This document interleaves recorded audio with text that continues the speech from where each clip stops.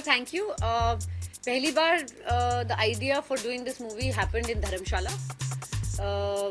तब हमारी last IPL की गेम खेली गई थी and that's where मेरा दिमाग की बत्ती जली टिंग कि एक फिल्म करनी चाहिए और डिसाइड हुआ कि ऑफ कोर्स मैं रोमांटिक कॉमेडी करना चाहती थी क्योंकि उससे पहले जो मैंने फिल्में की थी बीच में मैंने बड़ी सीरियस हार्ड हिटिंग फिल्म्स की थी and I wanted to do something light and fun and happy. I first of all I don't want to say कि पिक्चर के साथ कोई कंट्रोवर्सी रिलेट हुई. अभी डायरेक्टर बीमार हो गया, उसमें कंट्रोवर्सी तो नहीं है. उनके फादर की डेथ हो गई थी, उसकी वजह से हमने फिल्म थोड़ी डिले की, वो भी कंट्रोवर्सी नहीं है. आई मीन सब किसी के साथ भी हो सकता है. एंड और कोई कंट्रोवर्सी नहीं थी फिल्म में. And regarding the excitement level for the film, बहुत एक्साइटेड हूँ. थोड़ी नर्वस भी हूँ क्योंकि इस बार मैंने एक्टिंग के besides obviously production, first production है मेरी PZNZ मीडिया की. आई डोंट थिंक ये रोल मेरी पर्सनल लाइफ से रिलेटेड है and at the same time in a way हर जो काम मैंने किया है, हर जो रोल मैंने किया है, from Dil Se till Veer Zaara till heaven on earth, some ways अपना रिफ्लेक्शन तो उसमें हम डालते ही हैं बीइंग एक्टर्स. आमिर, शाहरुख, सलमान ने भी तो नई लड़कियों के साथ काम किया है, तो उन्होंने तो मैं क्यों नहीं कर सकती? मुझ में कोई प्रॉब्लम है क्या? आप शाहरुख का कट लाओ मेरे पास, सलमान का कट लाओ टॉकी कट, और आमिर का कि उन्होंने सोनाक्षी को क्यों लिया, उसने दीपिका को क्यों लिया, और उसने वो दूसरी साउथ गर्ल के साथ. जब वो आंसर देंगे फिर मैं उन आंसर को देखूंगी, फिर मैं आपको आंसर दूंगी. आई थिंक इश्क इन पेरिस में जो स्टाइलिंग की गई है वो बहुत ही ज़बरदस्त स्टाइलिंग की गई है. एक तो बिकॉज विंटर था, बहुत कम फिल्में विंटर में शूट होती है. दूसरी बिकॉज पेरिस में शूट हुई, तो ऑब्वियसली मैं एक फिल्म में एक फैशन फोटोग्राफर हूँ, तो ऑब्वियसली सराउंडेड बाय फैशन.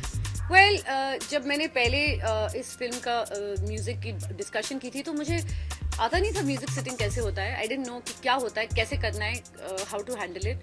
तो सलमान एक दिन आया और उसने मुझे कहा I will teach you how to do music sitting. So उसने अपने घर पे रात को 10 बजे मुझे बुलाया, साजिद वाजिद को बुलाया, और हम लोग बैठे एंड सुबह 5 बजे तक हमने म्यूज़िक सिटिंग की. और तब मुझे रियलाइज़ हुआ कि ऐसे गाने बनते हैं. और तब हमने गाना बनाया कुड़िए दी कुत्ती एंड सैयां, खड़े खड़े अपने म्यूजिक बनाया and it was really funny क्योंकि हमने अपनी हेडलाइट्स ऑन की हुई थी एंड वहाँ हमने गाना बनाया तेरी चूड़ियाँ द क्रेजी क्रेजी साउंड सुनिए. और जब हम वो गाना बना रहे थे मैं तो पजामा में थी बिकॉज आई थॉट अब कहीं स्टूडियो में नहीं जाना, कोई मुझे मिलेगा नहीं, कोई देखेगा नहीं. तो मैं वहाँ थी और सडनली 2 लड़के अपनी गाड़ी से आए पी पी पी करके, और तो मैं ऐसे करके खड़ी हो गई and I was like oh my God, ये मुझे देखेंगे तो मैं तो इतनी खराब लग रही हूँ. तो मेरे को आके वो लड़का बोलता excuse me. So I was looking like this and he goes please आप ये मेरी साजिद वाजिद के साथ फोटो लेंगे प्लीज. I said okay.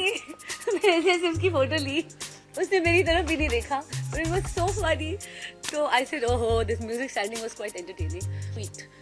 तो बहुत क्यूट लिरिक्स लिखे हैं. यू नो, एक लाइन है तेरी खूबसूरती अडोर करता हूँ, बाकी कुड़ियों ਨੂੰ इग्नोर करता हूँ, देखूँ मैं यहाँ पे देखूँ मैं वहाँ पे, तू ही दिखती है ऑल अराउंड सोनिए, तेरी चूड़ियाँ द क्रेजी क्रेजी साउंड सुनिए. So it's very very sweet and it's very nice and it's totally match. Unit को बुलाया एंड आई सेड गाइस मैं 3.5 साल के बाद एक्टिंग कर रही हूँ, फिर मैं अबला नारी बन गई. And I said please don't do this to me, मुझे तंग मत करो, whatever there is a problem Prem को बोलो एटलीस्ट रात तक, क्योंकि it's very difficult for me as an actor also कि आप मुझे इतनी न्यूज़ दे रहे हो कि यू नो इतना बड़ा नुकसान हो गया, 50,000 यूरोज का नुकसान हो गया, और मुझे आके बोलना है हाय व्हाट्स अप, नहीं होता.